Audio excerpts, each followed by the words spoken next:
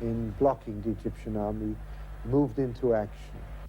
In the early part of June, our forces had been made breathless by the sheer ferocity of their battles. I received a rare phone call from Ben Gurion. I hope to get a Security Council meeting in a few days. The Prime Minister said gravely, "Not quick enough. It is a matter of hours." A promise of peace for at least 4 weeks comes to the Holy Land. Jews and Arabs reach a truce that could restore embattled Jerusalem as a free place of worship for 3 faiths. The only hope of rescuing West Jerusalem from starvation was by building a road at breakneck speed through ostensibly impassable Judean hills. But what we needed more than anything else was a respite in which we could regroup and train and refresh our weary troops. The truce was to come into force on June the 14th.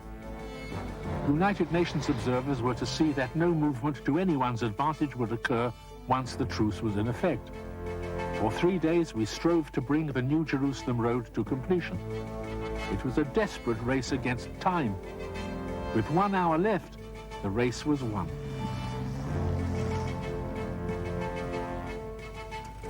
First free convoy to Jerusalem. Climbing up to Jerusalem early in the morning. We were soldiers and we kissed each other, we hugged each other. It was almost a bless of God. On the first trucks in that first convoy that broke through, there was a Hebrew inscription, "If I forget thee, O Jerusalem, may my right hand forget its cunning." This was an unbelievable saga of heroism. I don't think that people can even envisage what happened in a completely hopeless situation in which sheer guts combined with leadership and are willing to make the supreme sacrifice by everybody, without exception, finally won the day. There was now a respite, time to honor the dead and to thank the fighting men.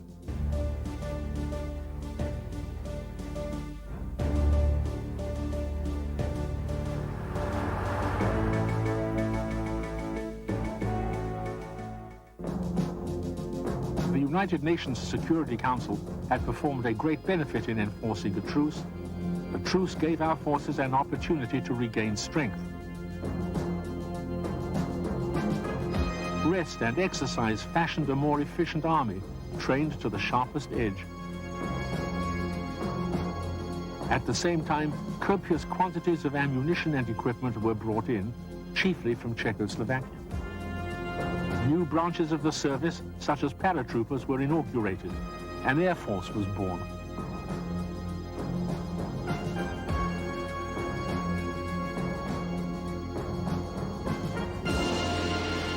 In the winter of 1948 and 1949, the camps in Cyprus where the British had held thousands of immigrants were emptied, and the internees were finally brought home. Ships from all over the world could now freely carry anyone who wished to join us in the nation's defense. Foreign volunteers under the name of Machal flocked to us from all over the world. Some of the more cherished volunteers had flying experience with the British Royal Air Force. The birth of the Israeli Air Force during this struggle for survival was attended by irony. Cynically as history can be sometimes, we fought for the creation of the Jewish state after 2,000 years in the German Messerschmitt 109, chasing British-built Spitfires flown by the Egyptian Air Force mainly. So we got German-built airplanes from the communists to fight against British-built Spitfires. I took part in one very nice dogfight with the RAF. My belly was going upside down when I saw so many Egyptians so near to Tel Aviv, where I was born. A modest naval component was assembled at Haifa and manned by sailors who had seen service in somewhat more formidable fleets.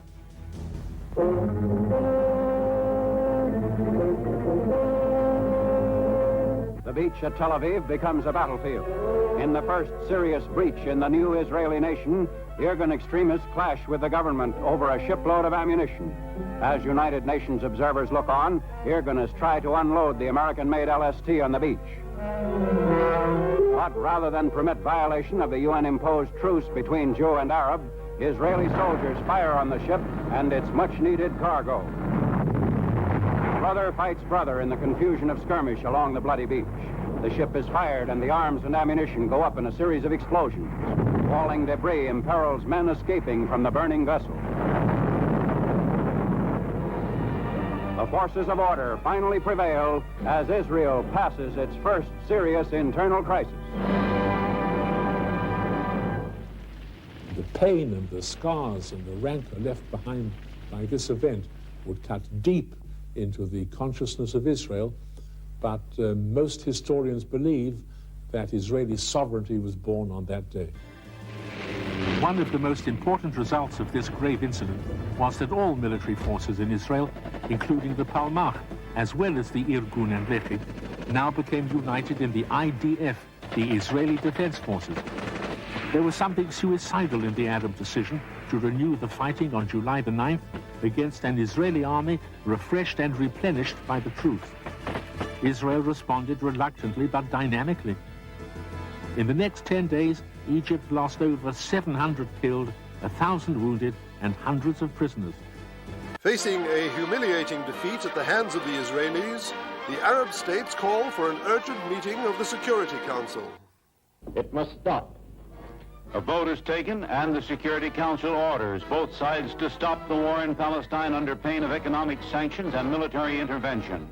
There's quick agreement by Prime Minister Ben-Gurion's government of Israel, and the truce is accepted by King Abdullah's Transjordania and the other Arab states.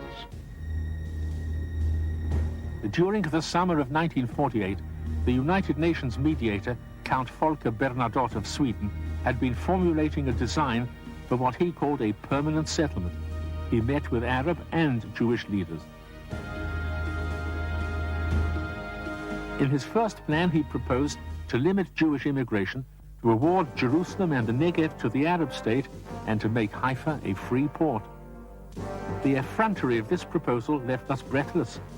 I said in the United Nations that it was like a surgeon who runs away with his patient's vital organs under the pretense of curing him.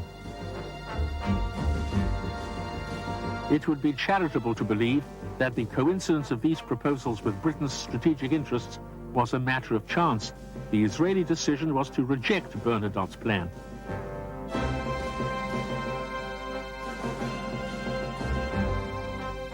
His end was sudden, unexpected, and tragic. His unrelenting search for a solution ended abruptly and tragically on the afternoon of September 17, 1948. The world was shocked by the news of his assassination in Jerusalem by 3 members of the Jewish terror underground known as the Stern Gang. United Nations observers were active on all fronts. In the Negev, where Beersheba was still in the hands of the Egyptians, they were at pains to see that no military stores or arms were being illegally transported. At the end of 1948, 11 Jewish settlements in the Negev were still cut off, needing food to survive.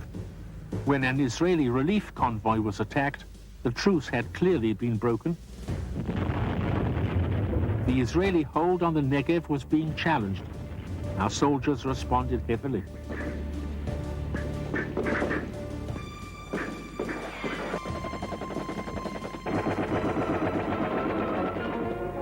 Jewish soldiers are rushed into action to reopen blockaded supply routes to their desert settlements.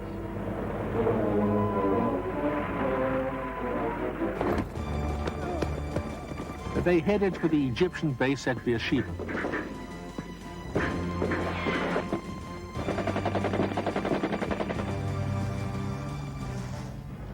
Israeli columns rolling in from the north take the ancient stronghold to command a strategic area along their lifelines to the southern desert.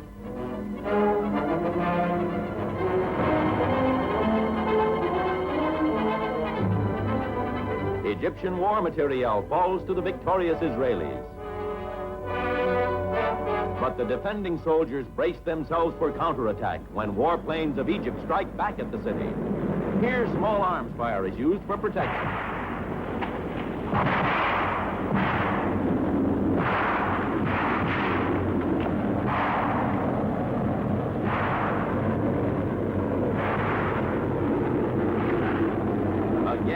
war takes its toll of dead and wounded. But the Israeli army has gained a signal victory. Egypt's offensive power has been severely crippled, her Palestine bases isolated, and many of her soldiers captured. After a week of warfare, guns are silenced by United Nations action. But after the struggle, Israel's position in the desert land of the Negev is established more firmly than ever before. Only one Egyptian stronghold, Fallujah, was left there. Besieged in it was a young Egyptian captain, Gamal Abdel Nasser. Beyond Fallujah, our victorious forces now pressed on across the border into Egypt itself. This was too much for the British, who still had a base in Egypt. They issued an ultimatum: withdraw or we shall force you to withdraw. Ben-Gurion agreed, but not before 5 British planes had been shot down by our Air Force.